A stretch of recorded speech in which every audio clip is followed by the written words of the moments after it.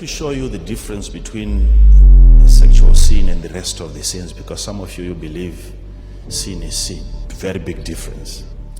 If you are to commit every other sin, and the Bible says that every other sin is outside of the body, it's taking place elsewhere, save for the sin of fornication and adultery. Because with every other sin that you commit, every other sin, you can commit it without any attachment. You can steal from a person and not be attached to the person. You can lie. You can even murder. It's only sex that creates a bond, a connection. That is why it's different from every other sin. You are now one with the person that you have what?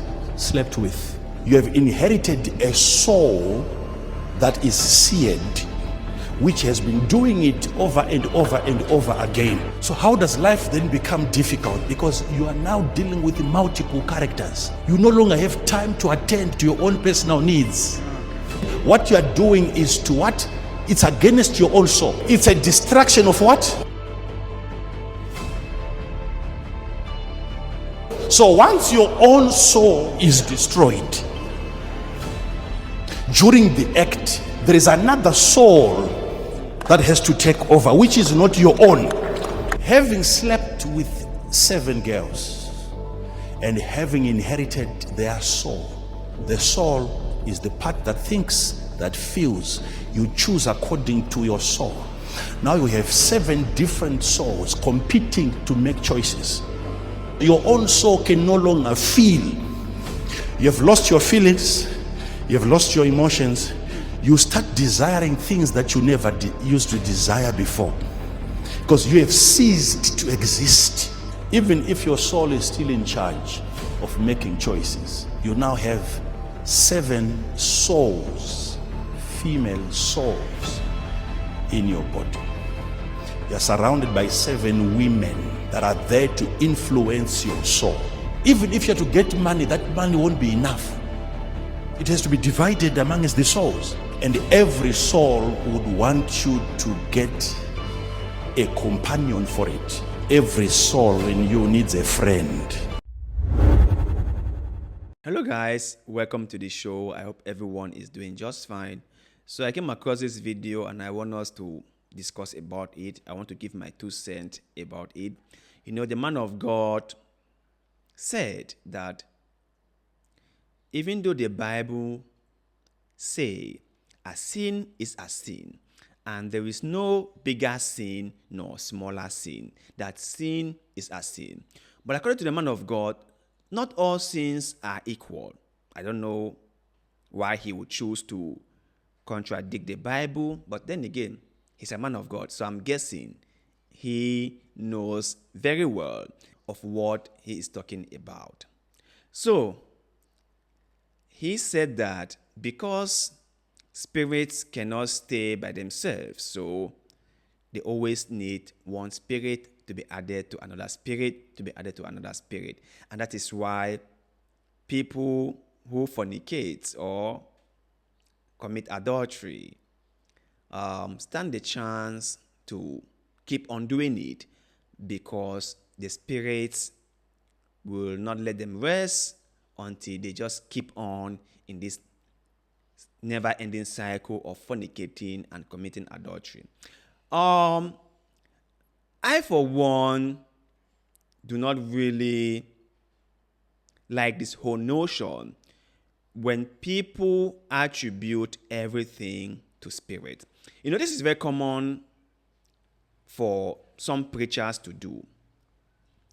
They think, or they would like everyone to believe that whatever that goes on in people's life is as a result of spirits manipulating them, or spirits leading them into one thing or the other.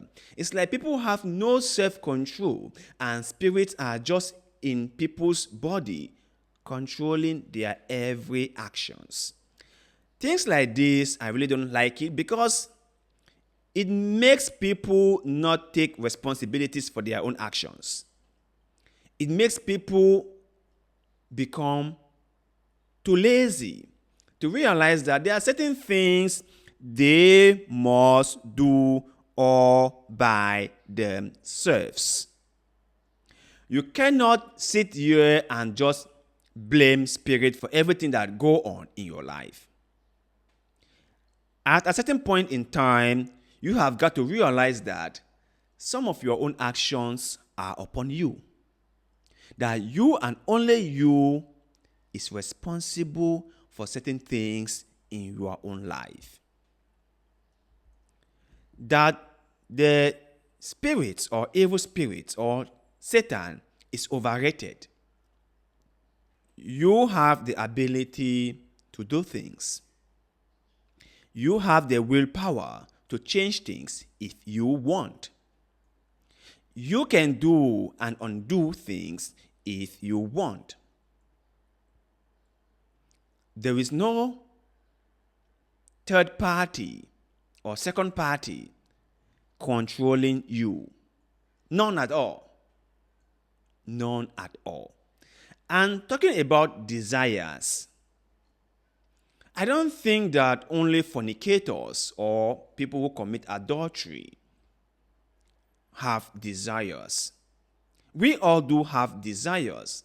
And if you think that the desires of fornication and adultery can never be satisfied, it is the same thing with smoking, drinking,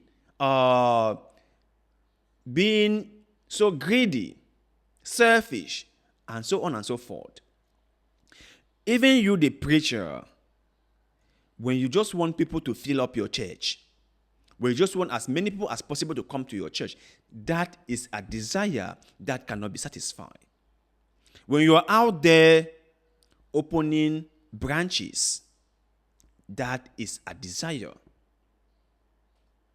That is it. When you are out there buying multiple cars, that is a desire. So desire doesn't only come when it gets to fornication and adultery. No. There is desire in every single aspect of the human life. You must know this. You must know this. And the last thing I want to say about this is that live your life the way you want. Serve God if you want. If you don't want, it's all on you. But do not do things that hurt other people. If people are going about their lives and not doing things that hurt you, don't do things that hurt them. Be yourself, do your own things, live your own life, and let others live their own lives. If you're going to fornicate, make sure it's consensual. Make sure the other party are on board with it. Don't force people into things they don't want to do. That is what I have to say about this. And if you're listening to your man of God, well, listen to them if you want. But remember, the things you do are on you. You and only you will be held accountable for all your actions and decisions. The spirit of fornication will not be held accountable for the things you do. Or the imaginary entities that are in your body manipulating your actions and decisions will never be held accountable for the things you do. The only person who shall be held accountable for every single thing that you do is you. Never ever forget that. Never ever forget that. And last thing, I talk so much about preachers, and sometimes I think it's advisable to acknowledge this small fact. And I understand that this might not go well with some critic of Christianity, but I just want to say it so that people understand that I am not here just to bash at preachers.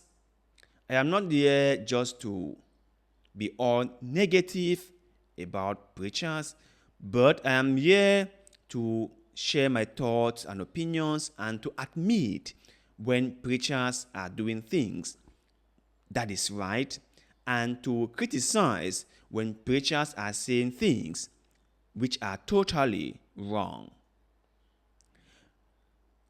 Preachers, or some preachers, or maybe successful preachers, are very hard-working individuals. I have said this before. But the fact that they are hardworking and intentional and dedicated and consistent doesn't necessarily mean that what they are doing is for the greater good. Doesn't necessarily mean that what they are doing is serving the people best. It doesn't necessarily mean that. Some preachers are self-serving.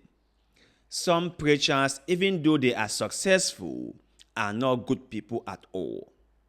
Some preachers, even though they are intelligent, the method at which they have used to build their popularity or build their wealth and build their influence has been really, really horrible.